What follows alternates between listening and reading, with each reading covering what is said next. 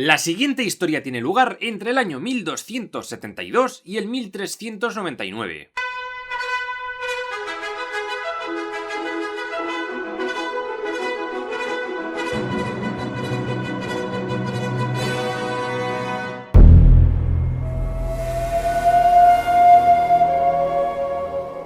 Supongo que todos habéis visto Braveheart, ¿no? Os mola, ¿eh? Pues siento deciros que de histórico tiene más bien poco. Vamos a verlo a lo largo de este capítulo, en el cual también vamos a conocer la historia de los últimos 4 reyes Plantagenet, 3 Eduardos y un Ricardo. De momento, en el capítulo anterior vimos como en 1272, Eduard I Longshanks, o Eduardo I el Zanquilargo, o el Patas Largas, fue coronado rey de Inglaterra. Y diréis, ¿por qué se llama Eduardo I si ya hubo otros reyes llamados Eduardo? Pues parece que cuando llegaron los normandos, reiniciaron la cuenta bien porque iban de guays y de rupturistas, o bien porque simplemente no sabían cuántos Eduardos hubo antes. Los reyes anglosajones eran más de motes que de poner números. Edu I tenía un hermano llamado Edmundo, que daría origen a la casa de Lancaster, mientras que la otra originaría más adelante la casa York. Esto es importante para el siguiente vídeo.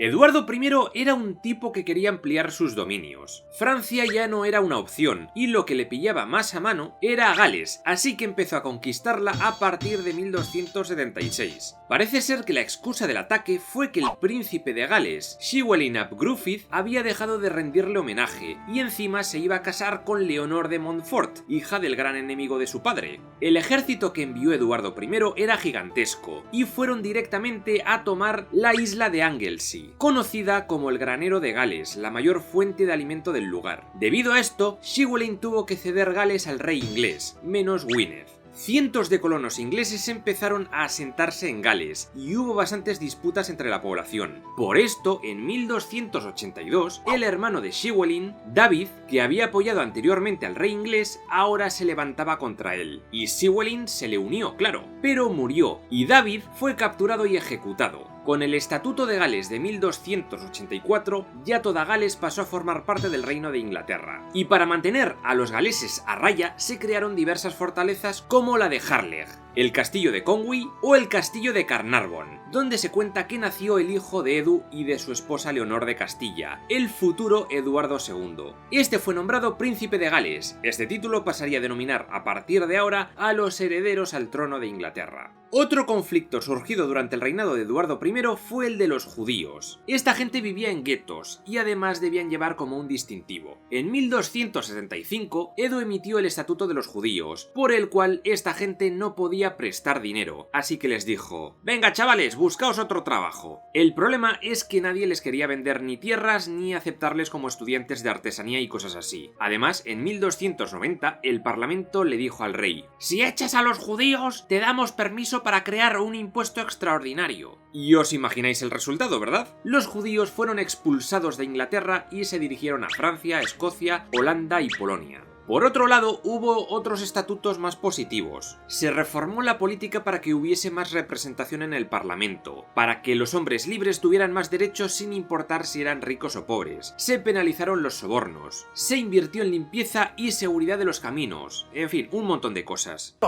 Ahora pasemos a Escocia, que también hubo movidas aquí. El rey Alejandro III de Escocia se cayó de su caballo y mochó en 1286. Todos sus hijos habían muerto, pero una de sus hijas, Margarita, antes de palmar, tuvo una hija con el rey de Noruega Erik II. La niña, Margarita de Noruega, tenía 4 añitos y vivía en Escandinavia. Mientras la chavala crecía, los nobles escoceses crearon un consejo de 6 guardianes del reino, para mantener la paz entre las dos familias más poderosas de Escocia, los Balliol y los Bruce, quienes descendían de un rey anterior. El problema es que en 1290, cuando la niña Margari viajaba a Escocia, su barco se hundió y a tomar por culo todo. Una putada. Esto originó la Gran Causa, un problema sucesorio bastante trambólico. Eduardo I fue invitado al reino escocés para resolver la disputa. Los candidatos para rey eran Juan de Balliol, hijo de un inglés que luchó con su padre, y Robert de Bruce, con quien Edu había compartido experiencia en la Novena Cruzada.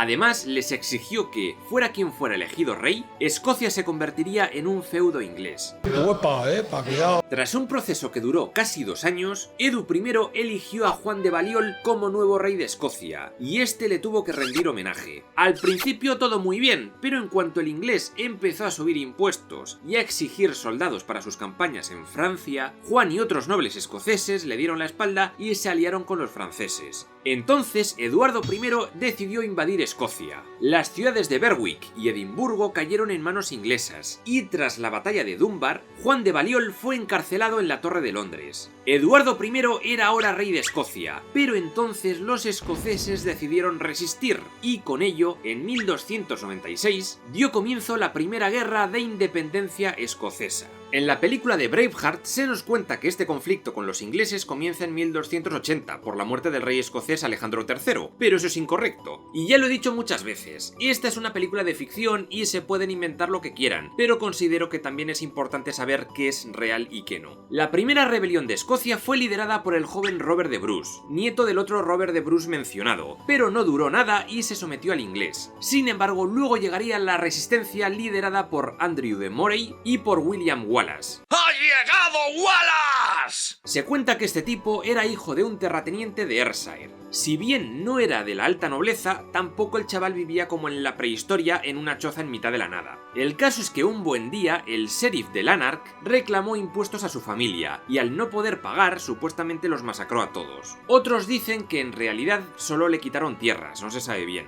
Y lo de que tenía esposa tampoco se sabe, parece que la chica la añadieron en la historia siglos después. Desde luego, esto del prima noctis o derecho de pernada, por la cual los señores feudales podían acostarse con cualquier mujer que se casara, es falso. El caso es que Wallace se quería vengar, por lo que asedió el fuerte de Lanark y mató al sheriff. Luego huyó a los bosques y allí se reunió con el grupo rebelde de Moray. Juntos derrotaron al ejército inglés en la famosa batalla del puente de Stirling.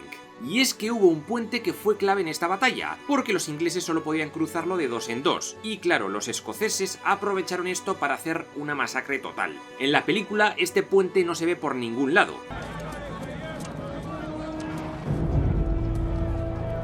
¿Dónde está? No lo veo. Otras cosas es que los escoceses no se pintaban la cara de azul, eso era cosa de los pictos, ni tampoco llevaban kilts, las faldas escocesas. Los kilts se empezaron a usar por el siglo XVII. Ellos llevaban armaduras como cualquier ejército medieval. En fin, que esta batalla fue un éxito total para los escoceses, aunque Andrew la palmó por las heridas recibidas, aunque en la peli no existe este personaje, y William fue nombrado guardián de Escocia. Wallace siguió luchando a tope contra los ingleses, pero no logró tomar ningún castillo enemigo. Desde luego jamás tomó York como se ve en Braveheart.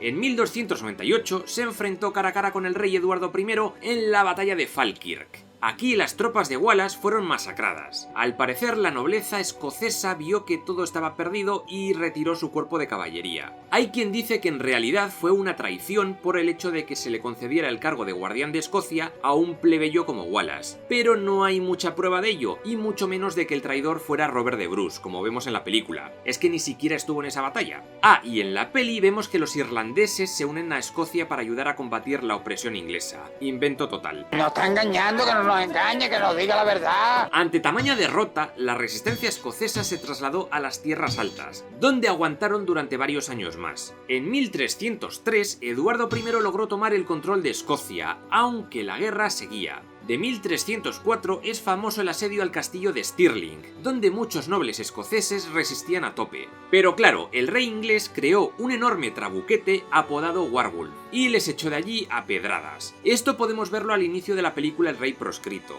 También aquí vemos como Robert de Bruce se hace amigui de Edu, pero la paz entre ambos duraría muy poquito. Poco después, William Wallace fue traicionado por los suyos y entregado a Eduardo I. Se cuenta que el monarca ordenó que le sacaran las tripas estando todavía vivo, y le despedazaron para repartir sus trocitos por toda Gran Bretaña. Edu fue bastante cruel con los enemigos del reino.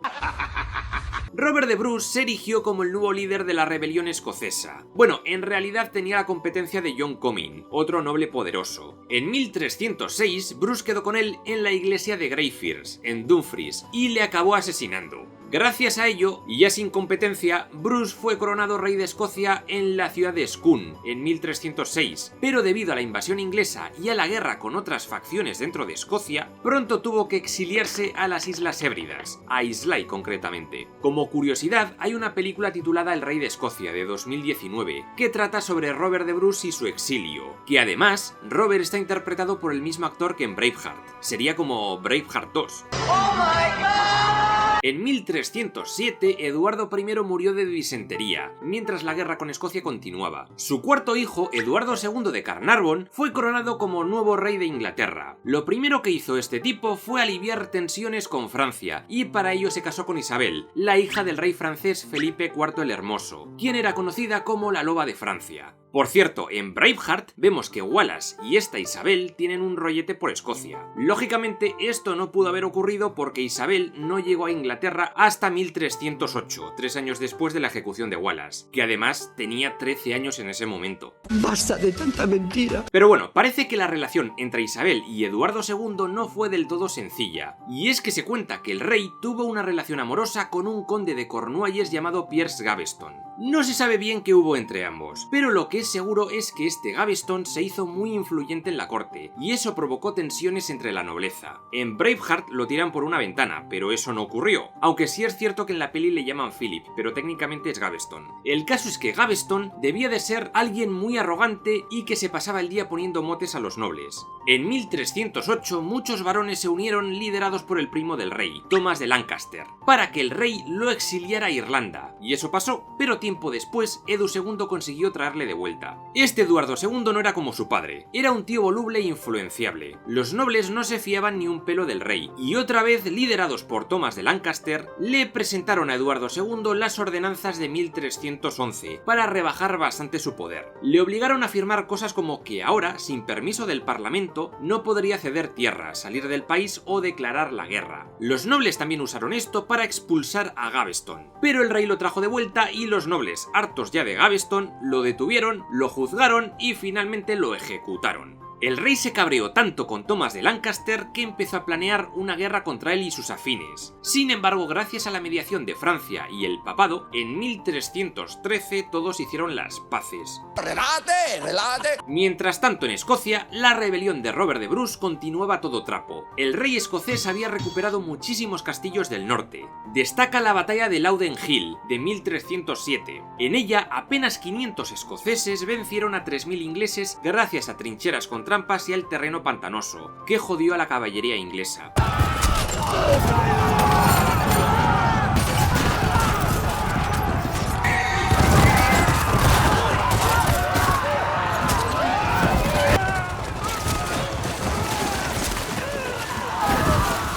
Tras este combate, el único castillico que quedaba bajo el poder inglés era el de Stirling, y empezó a ser asediado por los escoceses en 1313. Eduardo II envió un gran ejército, y entonces tuvo lugar la batalla de Bannockburn, de 1314. En esta batalla, Robert de Bruce logró una gran victoria sobre los ingleses. Más de 200 caballeros ingleses la palmaron, y otros muchos acabaron prisioneros. A Eduardo II no le quedó otra que retirarse de Escocia, y por esta y otras batallas, ¿sabéis cómo apodaron a Robert de Bruce a su muerte? Braveheart.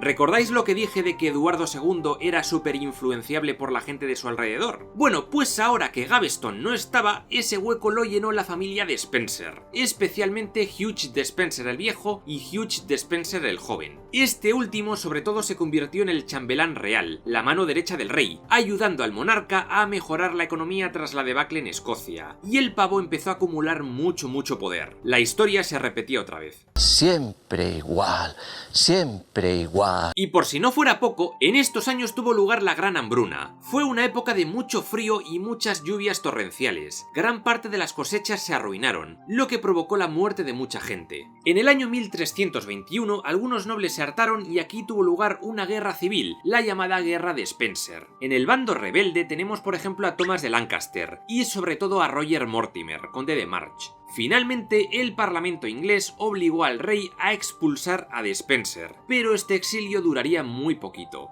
Hugh Despenser volvió a Inglaterra con un montón de apoyos y lograron apagar la rebelión en 1322. Thomas de Lancaster acabó siendo ejecutado de la misma forma en la que él había ejecutado a Gaveston, y Roger Mortimer fue enchironado en la Torre de Londres, aunque al año siguiente logró escapar y llegar a Francia. Aquí ya empieza el principio del fin de Eduardo II. En Francia reinaba el rey Carlos IV. Su hermana era la esposa de Edu, Isabel, la loba de Francia, y estaba hasta los ovarios de su marido y del puto Despenser de los huevos. Decía que la tenían como una criada, que la esposa de Despenser la espiaba, que no le daban dineros. Eduardo II la envió a una embajada a Francia, e Isabel aprovechó y se quedó allí haciéndose un poco la longuis, y luego pidió que le enviaran a su hijo el príncipe Eduardo. ¿Y qué estaba ocurriendo en Francia? Pues que Isabel se había enrollado con el fugitivo Roger Mortimer. Juntos empezaron a planear una invasión a Inglaterra junto al príncipe y junto a otros nobles ingleses exiliados. Roger Mortimer dirigió una flota de casi 100 barcos hacia Inglaterra. Desembarcaron en Orwell en 1326 y se les unieron muchos nobles ingleses, entre ellos Enrique de Lancaster o el medio hermano del rey Edmundo de Woodstock. Tras tomar el castillo de Bristol, Hugh Despenser el Viejo fue atrapado y ejecutado. Mientras tanto, el rey y Hugh el Joven se refugiaron en Gales. No tardaron en ser capturados y a Hugh el Joven lo ejecutaron de la forma más cruel que se les ocurrió. El rey Eduardo II, por el contrario, tuvo que ser convencido por el parlamento de que abdicara en su hijo, y luego fue encerrado en una celda y murió en circunstancias poco claras unos meses después. Un misterio.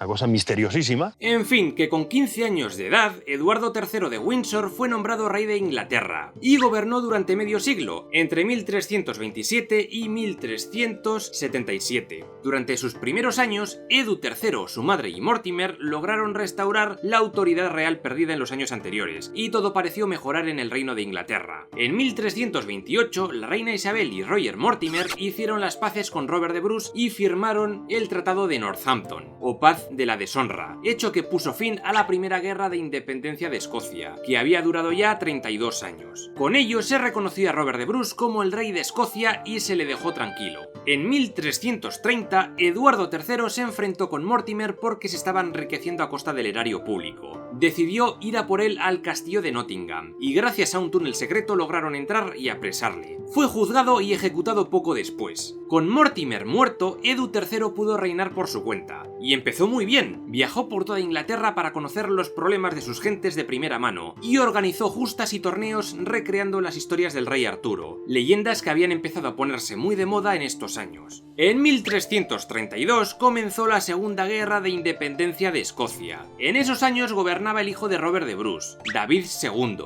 Sin embargo, el hijo de Juan de Balliol, Eduardo de Balliol, quiso hacerse con el trono y pidió ayuda a Eduardo III de Inglaterra. En la batalla de Halidon Hill de 1333, los ingleses derrotaron a las tropas de David II, quien tuvo que huir a Francia, y Eduardo de Balliol fue coronado rey de Escocia. En Francia, en el año 1328, Carlos IV murió sin hijos ni hermanos. Eduardo III de Inglaterra consideraba que él también tenía derecho al trono francés, ya que su madre Isabel era hermana de Carlos. La aristocracia francesa le dijo que ni de coña iba a ser rey de Francia, y puso como rey al primo de Carlos, Felipe VI, y con él empezó la dinastía Valois. Parece que Enrique III lo aceptó, pero luego empezaron las broncas por algunos territorios de Gascuña, también conocido como la Guyena, y todas estas tensiones terminarían desembocando en la Guerra de los 100 años, que duró 116, pero queda más bonito así. 99, de esos 97. Esta guerra fue declarada en el año 1337, pero los ingleses no comenzaron la invasión de Francia hasta el año 1340, y ganaron la batalla de Sluys, en la que lograron controlar el Canal de la Mancha, lo que evitó que Francia les lanzara invasiones a ellos. Pero la primera gran batalla terrestre de esta guerra fue la batalla de Crécy, de 1346. Se dice que esta fue la primera batalla en la que los europeos usaron cañones, aunque todavía bastante rudimentarios. Pero lo que marcó la diferencia fue sin duda el cuerpo de arqueros ingleses. Además, en esta batalla luchó el hijo del rey, Eduardo de Woodstock, príncipe de Gales, mejor conocido como el Príncipe Negro, porque se dice que llevaba una armadura muy oscura. oscura. Tampoco voy a entrar mucho en detalle en este conflicto, porque todo ocurrió en suelo francés, y en los vídeos de Francia medieval lo expliqué todo bastante en detalle. Ahora mismo voy a ir solo a los hechos más clave. En Escocia, el rey David II estaba de vuelta, y recibió la orden de los aliados franceses de que atacaran Inglaterra con todas sus fuerzas. Y eso hizo, y en 1346 tuvo lugar la batalla de Neville's Cross. Enrique III salió victorioso y David II fue encerrado en una prisión durante 12 años. Todo parecía indicar que Edu pronto obtendría el control supremo del reino escocés, pero algo se interpuso en sus planes: una puta bacteria.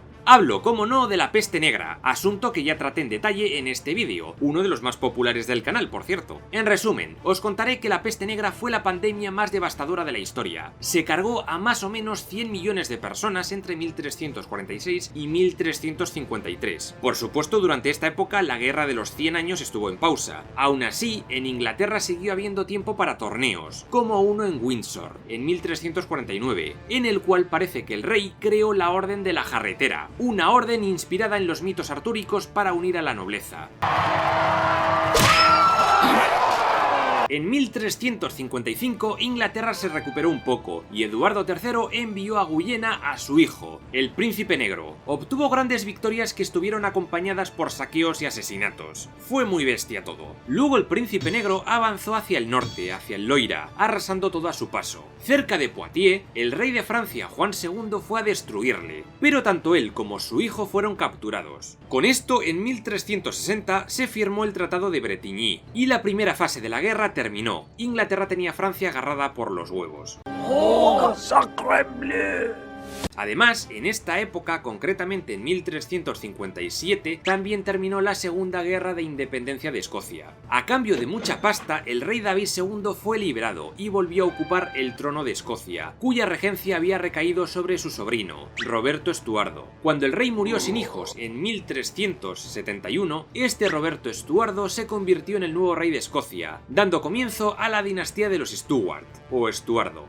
Aunque ahora entre Francia e Inglaterra había paz, en 1366 el conflicto entre ambos se trasladó al reino de Castilla. Allí reinaba Pedro I el Cruel, pero se le sublevó su medio hermano bastardo Enrique de Trastámara. El rey francés Carlos V envió a un grupo de mercenarios dirigidos por Bertrand du Guesclin para apoyar al Trastámara, mientras que el Príncipe Negro y su hermano Juan de Gante y sus tropas gasconas llegaron a la península ibérica para apoyar a Pedro I. En 1367 destaca su victoria en la batalla de Nájera, aunque después de eso Pedro I y el Príncipe Negro se empezaron a llevar mal porque ni le pagó ni le iba a regalar el señorío de Vizcaya, como habían acordado, y por eso el inglés lo abandonó. Anda que prometer regalarle Bilbao ya le vale al Pedro este. ¿Pero a qué colegio has ido?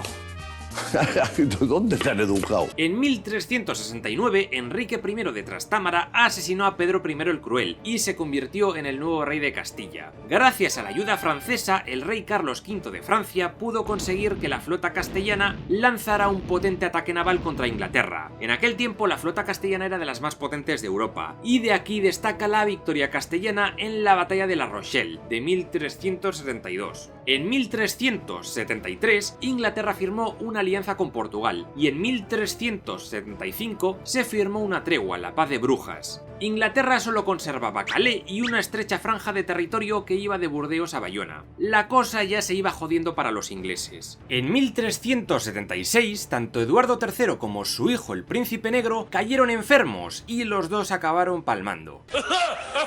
El trono inglés fue a parar entonces al hijo de este Príncipe Negro, Ricardo II de Burdeos. Como era un niño de 10 años y como se quería evitar que el tío de este, Juan de Gante, usurpara el trono, el parlamento hizo que, en vez de regente, gobernara un consejo de nobles. Y es que en esta época el parlamento ganó mucho poder, y destacan los comunes, que eran burgueses y pequeños propietarios que empezaron a tener más voz. Se abre la sesión.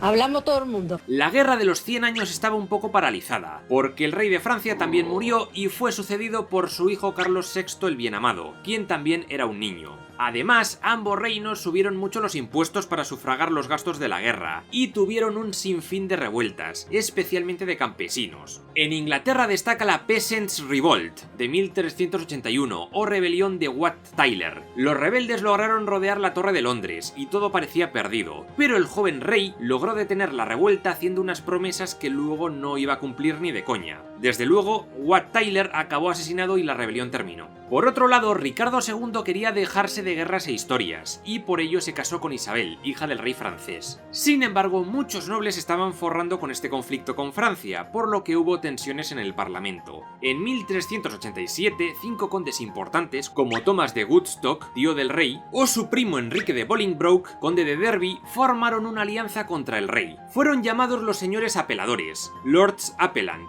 y tras la batalla de Radcot Bridge, lograron dar un golpe para hacerse con el control del Consejo Real. Aquí muchos de los consejeros y aliados de Ricardo II fueron exiliados o ejecutados. Fue una purga de la leche. Durante la siguiente década, Ricardo II siguió siendo rey, pero era un rey que mandaba poquito. Mientras los apeladores gobernaban por él, Ricardo se interesó más por la arquitectura, la pintura y la literatura. Hacía fiestas a las que invitaba poetas famosos como Geoffrey Chaucer, y también ordenó la construcción del artesonado de travesaños del Westminster Hall, el lugar donde se reunía el Parlamento. Un personaje que podemos destacar de estos años es John Wycliffe, un teólogo de la Universidad de Oxford que creó el movimiento de los Lollardos. Protestaban contra las riquezas de la iglesia, contra la reverencia de imágenes, rechazaban el celibato, las guerras, la violencia y muchas más cosas. Para muchos, Wycliffe fue el padre espiritual de los husitas y hasta de la reforma protestante. A pesar de estos años de calma entre el rey y los nobles, Ricardo II en el fondo quería vengarse, y su venganza llegó en el año 1397, y estos 2 últimos años de su reinado se conocen como la tiranía de Ricardo II. El rey acusó a todos los Lord Appellant de conspiración, y algunos acabaron ejecutados y otros exiliados. 2 de los exiliados fueron Thomas de Mowbray y Enrique de Bolingbroke.